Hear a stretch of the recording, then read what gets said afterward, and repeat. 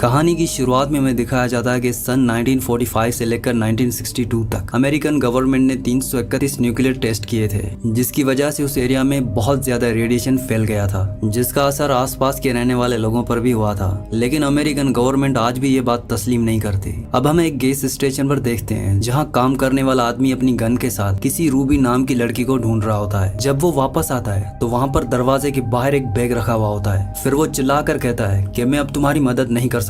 इसके बाद वो बैग लेकर अंदर चला जाता है। बैग के अंदर एक कपल की तस्वीर और कुछ ज्वेलरीज, एक सेल फोन और ह्यूमन बॉडी का कटा हुआ पार्ट होता है। तभी गैस स्टेशन पर एक कार रुकती है जिसमें बॉब और इथल अपनी 25वीं सालगिरह मनाने के लिए सैन डिएगो जा रहे होते हैं। इस ट्रिप में इनके साथ लीन, ब्रेंडा और बॉबी भी है। लीन इनकी सबसे बड़ी बेटी है और उसके हस्बैंड का नाम डग है। वैन में ब्यूटी बीस्ट नाम के 2 डॉग्स भी होते हैं। अब बॉब जब कार में पेट्रोल फिल करवा रहा था तभी वो आदमी उससे पूछता है कि तुम लोग कहाँ जा रहे हो? इस रास्ते पर तो बहुत ही कम टूरिस्ट आते हैं। इथल कहती है कि हम डेजर्ट को देखते हुए सैन डिएगो जा रहे हैं। ये बूढ़ा आदमी कहता है कि रेगिस्तान में देखने लायक कुछ भी नहीं है, लेकिन इथल और बॉब उसकी बातों पर ज्यादा ध्यान नहीं देते। उसी टाइम कोई उनकी कार में से जैकेट चुरा लेता है। तब एक डॉग भौंकते हुए स्टेशन के अंदर चला जाता है, जिसे वापस लेने के लिए लिन उसके पीछे जाती है। तभी अचानक उसका ध्यान टेबल पर रखे हुए बैग पर जाता है जिसके अंदर लूट का सामान होता है। तब उसी वक्त वो बूढ़ा आदमी अंदर आता है और वह समझ जाता है कि लिन ने उसके बैग को देख लिया है। फिर वो बाहर आकर बॉब को शॉर्टकट बताता है जो उन्हें 2 घंटे पहले सैन डिएगो पहुंचा सकता है। जिसके बाद वो सभी मेक्सिको के रेगिस्तान से होते हुए आगे बढ़ते हैं। लेकिन ब्रेंडा इस ट्रिप पर आकर बिल्कुल भी खुश नहीं होती। वहीं डग और बॉबी का गर्मी से बुरा हाल होता है और वो दोनों वैन की एसी बनाने में लग जाते हैं। इसके बाद इथल देखती है कि मैप में इस रास्ते के बारे में कोई इन्फॉर्मेशन नहीं है। तभी अचानक रास्ते में से नुकीली कीलें बाहर निकलती हैं, जिसकी वजह से गाड़ी के टायर पंचर हो जाते हैं और गाड़ी एक पत्थर से टकरा जाती है। लेकिन किस्मत से वो सभी लोग बच जाते हैं। फिर बॉब देखता है कि गाड़ी का एक्सल टूट गया है और वो अब आगे नहीं जा सकते। इन्हें लगता है कि टायर फटने की वजह रेगिस्तान में बढ़ती गर्मी है। तभी इनके 2 कुत्ते वैन से बाहर निकलकर भाग जाते हैं, जिन्हें पकड़ने के लिए बॉबी उनके पीछे जाता है। लेकिन पहाड़ी के ऊपर बैठा हुआ कोई अनजान आदमी इन्हें देख रहा होता है। इसके बाद डक मदद बुलाने के लिए फोन ट्राई करता है, लेकिन वहाँ पर कोई सिग्नल नहीं होते। अब बॉब डिसाइड करता है कि वो और डक मदद बुलाने के लिए अलग अलग साइड पर जाएंगे। इसके बाद वो अपनी गाड़ी से गन निकालता है और एक गन बॉबी को देते हुए कहता है, हमारे लौटने तक तुम बाकी लोगों का ख्याल रखना। इसके बाद लिन की नजर दूर पहाड़ी से आ रही रिफ्लेक्शन पर जाती है, लेकिन वो उस पर ज्यादा ध्यान नहीं देती। जिसके बाद बॉब और डक मदद बुलाने के लिए निकल जाते हैं। वहीं इथल, ब्रेंडा और लिन टेंट लगाकर लंच करने लगते हैं, लेकिन इनके डॉग पहाड़ी की तरफ देखकर काफी ज्यादा भौंक रहे होते हैं। ब्रेंडा जैसे ही वैन का दरवाजा खोलती है तो एक डॉग बाहर की तरफ भाग जाता है। अब एक बार फिर से बॉबी उसे पकड़ने के लिए उसके पीछे जाता है। बहुत देर ढूंढने के बाद ब्यूटी उसे कहीं नजर नहीं आती। तभी बॉबी की नजर वहीं पड़े खून की तरफ जाती है, जिसे वो फॉलो करते हुए आगे बढ़ता है और वो देखता है कि उसके कुत्ते को किसी ने मार दिया है। ये देखकर वो बहुत ज्यादा डर जाता है और वहाँ से भागने लगता है। लेकिन अचानक उसका पैर फिसल जाता है और वो नीचे खाई में गिरकर बेहोश हो जाता है। तब वहाँ एक लड़की बॉबी के पास आती है जिसका नाम रूबी है और उसने वही रेड कलर की जैकेट पहनी होती है जो उसने कार से चुराई थी। वो बॉबी को बचाना चाहती है, लेकिन ऊपर बैठा हुआ उसका भाई उसे वहाँ से जाने को कहता है। इसके बाद हम डक को देखते हैं जिसे चलते चलते कई घंटे हो चुके हैं, लेकिन अभी तक उसे कोई मदद नहीं मिल पाई होती। तभी वो देखता है कि उसके सामने एक बहुत बड़ा गड्ढा है। डक उसके नीचे जाता है और वो देखता है कि यहाँ पर बहुत सारी गाड़ियां पार्क की हुई हैं, जो सब की सब खराब कंडीशन में होती हैं। इन गाड़ियों में से कुछ गाड़ियों पर खून के निशान भी लगे होते हैं। डक को ये बात समझ में नहीं आती कि इतनी सारी गाड़ियां इस गड्ढे के अंदर आई कैसे। उसे एक कार के अंदर टेडी बियर मिलता है जिसे वो अपनी बेटी के लिए लेकर वहाँ से आगे बढ़ जाता है। वहीं हम बॉब को देखते हैं जो उसी गैस स्टेशन पर पहुंच जाता है जहाँ से उसने अपनी कार में पेट्रोल डलवाया था। वो अंदर जाकर थोड़ा पानी पीता है और उस आदमी को ढूंढता है जिसने उसको शॉर्टकट बताया था, लेकिन वो आदमी यहाँ पर नहीं होता। तब वो मदद बुलाने के लिए फोन ट्राई करता है, लेकिन वो फोन काम नहीं करता। तभी बॉब की नजर टेबल पर रखे हुए उसी बैग की तरफ पड़ती है जिसके अंदर बहुत सारी ज्वेलरी और ह्यूमन बॉडी का कटा हुआ पार्ट रखा होता है। ये देखकर बॉब को उस आदमी पर शक हो जाता है और वो अपनी गन निकालकर अलर्ट हो जाता है। अगले सीन वो दीवार पर लगी कुछ न्यूज़पेपर्स को देखता है जिसमें न्यूक्लियर टेस्ट के बारे में काफी कुछ लिखा होता है। बॉब समझ जाता है कि उसकी फैमिली इस जाल में फंस चुकी है। इसके बाद वो कार लेकर वहाँ से निकलने वाला होता है। तभी उसे उस बूढ़े आदमी की आवाज सुनाई देती है जो शराब के नशे में धुत पड़ा होता है। इससे पहले कि बॉब कुछ करता तभी वो आदमी अपने आप को गोली मार देता है। तब वहाँ पर बॉब को कुछ डरावनी आवाजें सुनाई देती हैं और वो फायरिंग करते हुए कार की तरफ भागता है। लेकिन इससे पहले कि वो कार में बैठता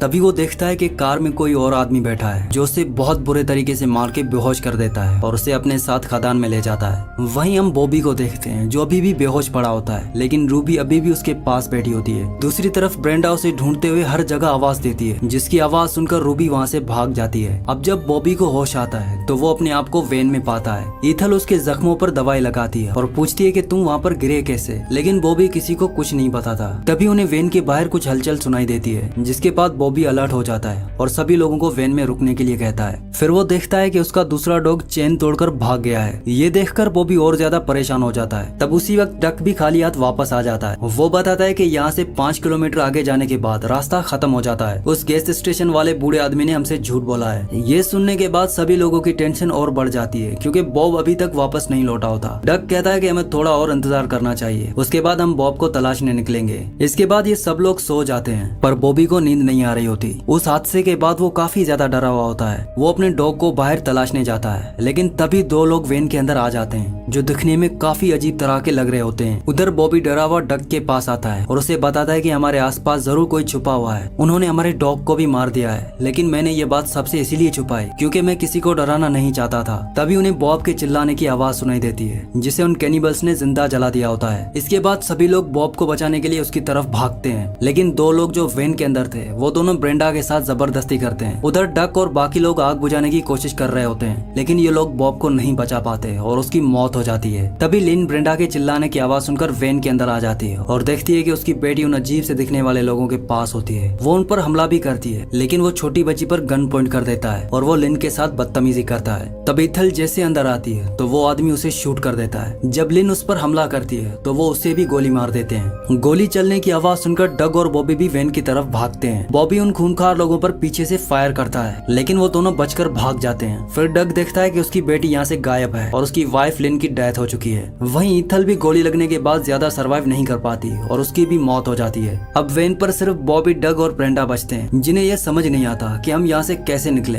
तभी एक कैनिबल जो शुरू से ही उन पर नजर रखा हुआ होता है, उस पर बॉबी का डॉग बीस्ट हमला करके उसको मार देता है। वहीं वेन के अंदर बॉबी अपना आपा खो देता है और वो उन लोगों को मारने के लिए बाहर जाने लगता है, लेकिन डक उसे किसी तरह रोक लेता है। तभी अचानक उन्हें वेन के दरवाजे पर किसी तरह की आहट सुनाई देती है। उन्हें लगता है कि वो लोग फिर से वापस आ चुके हैं, जिसके बाद ये लोग डरते हुए दरवाजा खोलते हैं और वो देखते हैं कि उनका डॉग बीस्ट वापस आ गया होता है। साथ ही वो उस आदमी को मारकर उसका वॉकी टॉकी भी साथ ले आया होता है, जिस पर डक अपनी बेटी की रोने की आवाज सुनता है। वो उसे कहता है कि आखिर तुम हमसे क्या चाहते हो। तब दूसरी तरफ से आवाज आता है कि जुपिटर सब खत्म कर देगा। अब अगली सुबह डक अपनी बेटी को वापस लेने के लिए पहाड़ी की तरफ जाता है। बीस्ट भी उसके साथ होता है, जो उसे आगे का रास्ता दिखाता है। फिर डक एक सुरंग के अंदर इंटर करता है, जहाँ उसे बहुत सारे लोगों की कब्रें बनी हुई नजर आती हैं। फिर वो चलते चलते सुरंग की दूसरी तरफ पहुंच जाता है और देखता है कि पहाड़ों के इस पार एक छोटी सी बस्ती है, जो शायद उन लोगों का गांव हो सकता है। दूसरी तरफ ब्रेंडा गाड़ी के टायर को आग लगा देती है, ताकि उड़ते हुए धुएं को देखकर उनके लिए कोई मदद आ जाए, और साथ ही बॉबी फिशिंग लाइन से एक ट्रैप बनाता है। इसके बाद हम डक को देखते हैं, जो उस गांव में एंटर करता है। तभी यहाँ लगे बोर्ड से पता चलता है कि ये गांव पहले न्यूक्लियर टेस्टिंग प्लेस हुआ करता था, जहाँ न्यूक्लियर वेपन्स का टेस्ट किया जाता था, लेकिन शायद अब यहाँ रेडिएशन बढ़ने की वजह से कोई नहीं रहता।